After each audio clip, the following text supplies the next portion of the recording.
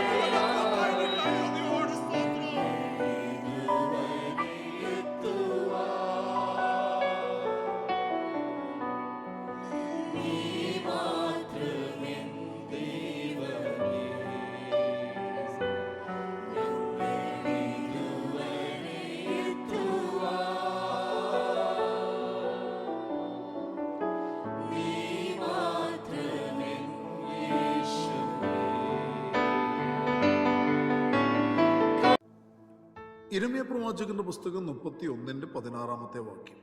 യഹോവ ഇപ്രകാരം അരുളിച്ചെയ്യുന്നു, കരയാതെ നിന്റെ ശബ്ദവും കണ്ണുനീർ വാർക്കാതെ നിന്റെ കണ്ണും അടക്കിക്കൊള്ളുക. നിന്റെ പ്രവൃത്തിക്ക് പ്രതിഫലമുണ്ടാകും. ജീവവചനത്തിന്റെ പ്രഭാത ധ്യാന ചിന്തയിലേക്ക് എല്ലാ പ്രിയപ്പെട്ടവർക്കും സ്വാഗതം.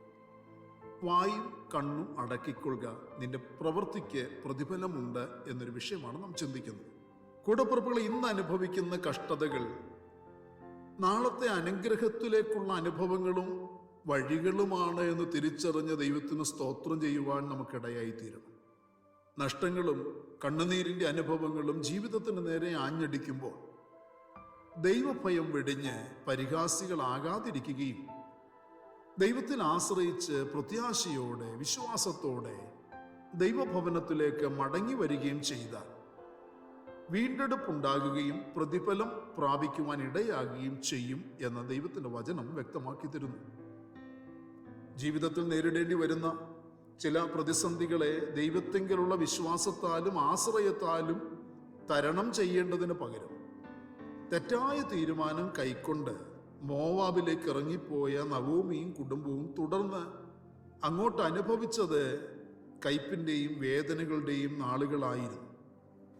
നവോമിക്ക് നഷ്ടമായത് തൻ്റെ ജീവിതത്തിലെ ഏറ്റവും വിലപ്പെട്ടതും ഏറ്റവും പ്രിയരും ആയിരുന്നു. ഇറങ്ങിപ്പോയ ആദ്യ നാളുകൾ സുഖവും സന്തോഷവും ഉയർച്ചയും വിശാലതയും ഒക്കെ അനുഭവിച്ചിരുന്നു. എന്നാൽ അതിവേഗം തന്നെ തങ്ങളുടെ സന്തോഷത്തിന് നാളുകൾ കൊഴിഞ്ഞു തുടങ്ങി.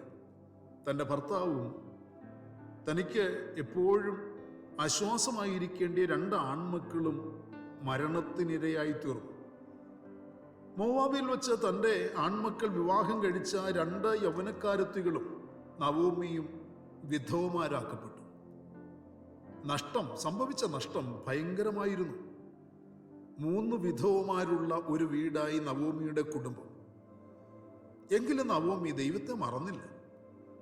തൻ്റെ ഉറച്ച തീരുമാനമെടുത്തു, ഞാൻ എൻ്റെ ദേശത്തേക്ക് മടങ്ങിപ്പോവുകയാണ്.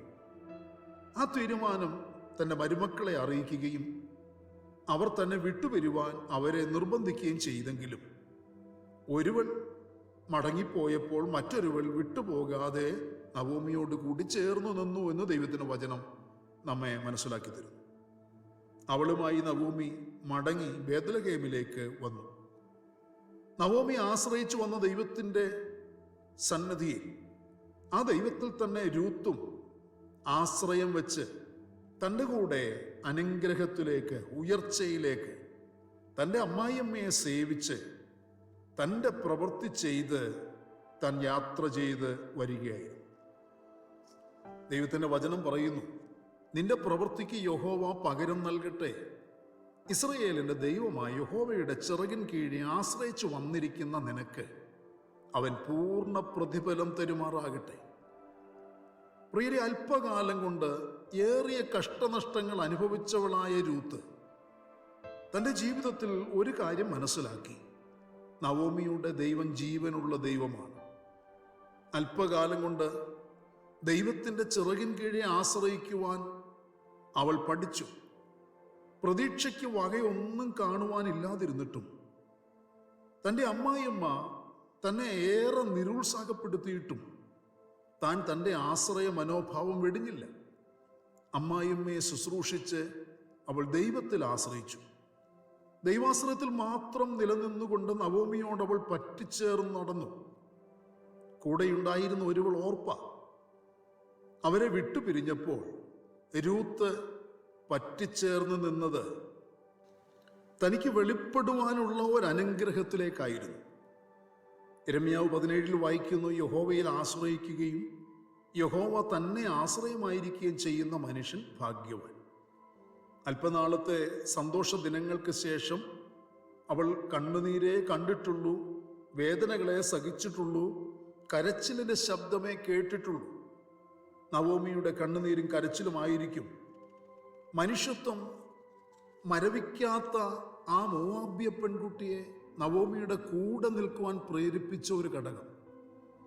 എന്നാൽ അവൾക്കും അടക്കിപ്പിടിച്ച കരച്ചിലിൻ്റെ ശബ്ദവും തുടച്ചു മാറ്റുന്ന കണ്ണുനീർത്തുള്ളികളുമായി തൻ്റെ ജീവിതം ഏറെ ദുരിതപൂർണമായി എന്നിരുന്നാലും അവൾ ആശ്രയിക്കുവാൻ പഠിച്ചു. സർവശക്തനായ ദൈവത്തിൽ തന്നെ ആശ്രയിക്കുവാൻ, ആ ദൈവത്തിൻ്റെ പാത പിൻപറ്റുവാൻ അവൾ പഠിച്ചു, തീരുമാനിച്ചു. കഷ്ടതയുടെയും വേർപാടിൻ്റെയും ദുഃഖത്തിൻ്റെയും അപമാനത്തിൻ്റെയും നിന്ദയുടെയും പട്ടിണിയുടെയും ഒക്കെ നടുവിൽ അമ്മായിയമ്മയുടെ വാക്ക് മാനിച്ച് വീണ്ടെടുപ്പുകാരനായ ബോവസിൻ്റെ വയലിൽ കലപെറുക്കുവാൻ അവൾ എത്തിച്ചേർന്നത് അവൾക്കുള്ള അവസരമായി തീർന്നു. കരച്ചിലിനും കണ്ണുനീരിനും നടുവിലും അവൾ തൻ്റെ അമ്മായിയമ്മയ്ക്ക് ചെയ്ത പ്രവൃത്തി കേൾക്കേണ്ടവൻ്റെ ചെവിയിൽ തന്നെ നല്ല വാർത്തയായി എത്തിയിരുന്നു. ആ വാർത്ത ബോവസിൻ്റെ കാതിൽ എത്തിക്കുവാൻ വേണ്ടി രൂത്ത് മനഃപൂർവമായി ഒന്നും ചെയ്തില്ല. അവൾ ദൈവത്തിൻ്റെ ആത്മാവിൽ ആശ്രയിച്ച് എന്ത് ചെയ്തു വന്നിരുന്നുവോ അത് തന്നെ ചെയ്തു വന്നിരുന്നു.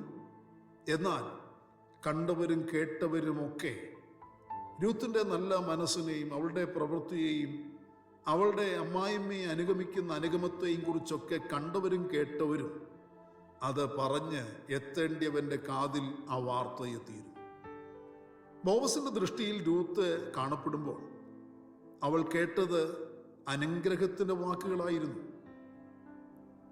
ദൈവത്തിന്റെ ചിറകിൻ കീഴ് ആശ്രയം വെച്ച നിനക്ക് ദൈവം തന്നെ പൂർണ്ണ പ്രതിഫലം തരുമാറാകട്ടെ.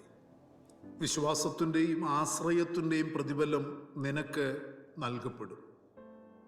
കൂടപ്പിറപ്പുകളെ, നിങ്ങളുടെ അടക്കിപ്പിടിച്ച കരച്ചിലും തുടച്ചു മാറ്റുന്ന കണ്ണുനീരും ദൈവാശ്രയത്തിലുള്ള പ്രവൃത്തിയും കാണുന്ന കേൾക്കുന്ന ഒരു വീണ്ടെടുപ്പുകാരൻ നിങ്ങൾക്കുണ്ട് എന്ന് വ്യക്തമായി തിരിച്ചറിയുക, വിശ്വസിക്കുക. വിട്ടുപിരിയാതെ പിറുപിറുക്കാതെ ദൈവാശ്രയത്തിൻ്റെ ചിറകിൻ കീഴെ ചേർന്ന് നടക്കുക, പ്രവർത്തിച്ചു കൊള്ളുക. നിങ്ങളുടെ പ്രവൃത്തിക്ക് ഒരു പൂർണ്ണ പ്രതിഫലം നിങ്ങൾക്ക് നൽകപ്പെടും. നിങ്ങളുടെ വീണ്ടെടുപ്പുകാരൻ ഇന്നും ജീവിക്കുന്നു, ഇന്നും അവൻ പ്രവർത്തിക്കുന്നു. നിങ്ങൾക്കുള്ള പ്രതിഫലം ഒരുക്കപ്പെട്ടിട്ടുണ്ട്. പ്രാർത്ഥനയ്ക്കായി കണ്ണുകളെ അടയ്ക്കുക. പരിശുദ്ധനായ ഞങ്ങളുടെ സ്വർഗീയ പിതാവേ, അനുഗ്രഹീതമായ നല്ല ദിവസം ഈ പ്രഭാതത്തിൽ ദൈവത്തിന് മാറ്റമില്ലാത്ത തിരുവചനം ശ്രദ്ധയോടെ കേട്ട് ധ്യാനിക്കുവാൻ, കേൾക്കപ്പെട്ട വചനത്തിൽ ഉറച്ചു വിശ്വസിച്ച് ജീവിതത്തിൽ ക്രമീകരണം വരുത്തി പ്രാർത്ഥിക്കുവാൻ ഞങ്ങൾക്ക് നൽകി തന്ന ഈ നല്ല അവസരത്തിനായി നന്ദിയോടെ സ്തോത്രം. ഞങ്ങളുടെ കുഞ്ഞുങ്ങളെ അനുഗ്രഹിക്കണമേ. കണ്ണിലെ കണ്ണുനീരുകളും കർത്താവേ അവരുടെ കരച്ചിലുകളും കാണുകയും കേൾക്കുകയും അറിയുകയും ചെയ്യുന്ന ദൈവമേ, അപ്പൻ്റെ പ്രവൃത്തി വെളിപ്പെടുത്തുമാറാകണമേ. ജനം വിടുവിക്കപ്പെടട്ടെ, ജനം അനുഗ്രഹിക്കപ്പെടട്ടെ.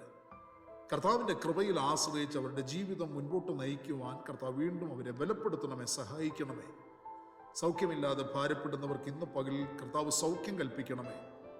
ചില പ്രത്യേക വിടുതലുകൾക്ക് വേണ്ടി ദൈവഹിതപ്രകാരമുള്ള ചില പ്രത്യേക വഴികൾക്ക് വേണ്ടിയൊക്കെ കാത്തിരുന്ന് പ്രാർത്ഥിക്കുന്ന കുഞ്ഞുങ്ങളുടെ മേൽ കർത്താവ് മറുപടികളും വിടുതലും കൽപ്പിച്ച് ദൈവനാമത്തിൻ്റെ മഹത്വത്തിനായി ജീവിപ്പാൻ അവരെ പ്രാപ്തരാക്കണമേ.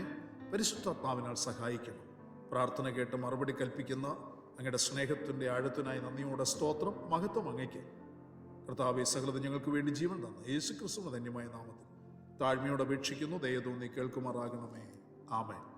പ്രിയരെ, വചനങ്ങളാൽ കർത്താവ് എല്ലാവരെയും അനുഗ്രഹിക്കട്ടെ. കർത്താവിൻ്റെ വരവിന് ഇവിടെ നമുക്ക് ഒരുങ്ങി കാത്തിരിക്കാം. മാറാനാഥ.